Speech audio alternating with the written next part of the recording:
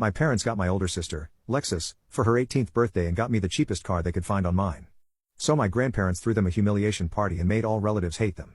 My sister got a car for her 18th birthday, not a new car or anything.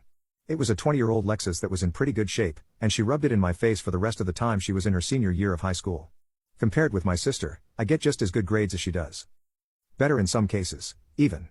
I worked my hardest in the hope of fairness. I even volunteered to clean up garbage in my local area. Then my 18th birthday came and went a few weeks ago. And the only thing I wanted, the only thing I was hoping for was a car. I wasn't expecting something like a new car or a sporty car, just something reliable like my sister got. The party was different for my sister's 18th. For her 18th birthday, my mom baked the cake herself. It was a delicious layered chocolate pudding cake. I got a sheet cake from the supermarket. For age 45, they got a DJ.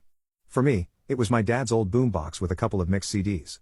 We went through the whole party, and my parents might have just been waiting to spring a surprise gift on me. But that didn't happen. As things were wrapping up, I asked them why there was no car when my sister got one. And they said that they felt like she'd worked harder for it. I wondered what she did that I didn't do. Because I did all of that and more. My grandma was nearby and heard everything. And then she asked them why as well. She lectured my parents that she was very disappointed in them for showing favoritism. Then she announced to everyone still there that my parents thought getting their firstborn daughter a car and DJ was fine, but not their second. And then she even pointed out how much harder my parents tried for my sister's 18th birthday than they had for mine. My uncle was the first to stand up and say something. Then everyone else who'd yet to leave. I walked away and went to my room to sit and think. I got a few I'm sorry calls from relatives, and my grandparents convinced me to go out with them for the evening. But when I got back, my parents were pissed and told me I'd shamed them to the whole family. I just walked past them because I didn't want to fight. The next few weeks went by with a silent treatment between us. My parents suddenly surprised me a few days ago with a white '98 Subaru Legacy that runs great. They practically threw the keys and the title in an envelope at me and said to have fun. I got the car, and they're paying for insurance for the next 6 months like they did for my sister. I know a car isn't a right but a privilege, so I feel like I've essentially blackmailed my parents into getting me one. Update: I got a part-time job that later went full-time for the summer after graduation. However, 3 weeks into working part-time, the Subaru blew the head gasket on the highway at about 45 miles an hour. The temp gauge redlined, and I had to pull over and call for help. My grandparents looked at the car and found that someone had run a lot of gasket sealer in it, and it was still in the coolant. The car was band-aided back together before my parents bought it and was then barely hanging on by a thread. It drove great, and I never pushed the car hard as I'm a slow driver.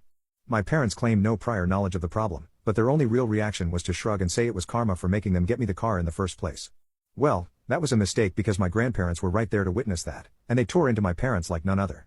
My grandma told me to wait in my room and let them sort this out. It was 2 hours before I was called back into the living room.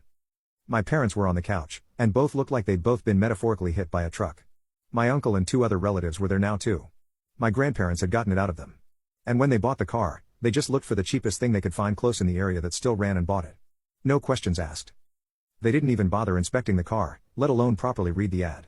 My uncle, who knows a thing or two about cars, told me that the engine would need to be rebuilt because the head gasket warped the block, and it cost more than the car is worth fixing. I had to call into work and tell them I could not make it in because my car was dead. They understood and put me on unpaid leave for the moment.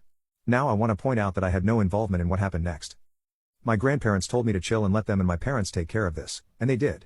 A few days later, they returned with a 1999 Honda Civic hatchback with 180,000 miles. It was white like my Subaru, and it drives great. It's not all-wheel drive like the Subaru, but it's great on the road and gets better gas mileage. There was also a list of all recent repairs done to the car, such as a new radiator. My uncle also went over the car before giving it the okay. I thanked everyone profusely. My parents, though, had all the elation of Ben Stein on Balyam. They said very little and just walked away. There wasn't even that vibe they had last time of acting like they were giving a new toy to a brat. How they acted was just pure defeat if I could put it into words. The Subaru was resold for $400 later since that was the best we could get with the blown head gasket, and that money was put into my savings. That's only one half of what happened, though. When I said I did better in school than my sister, I wasn't kidding.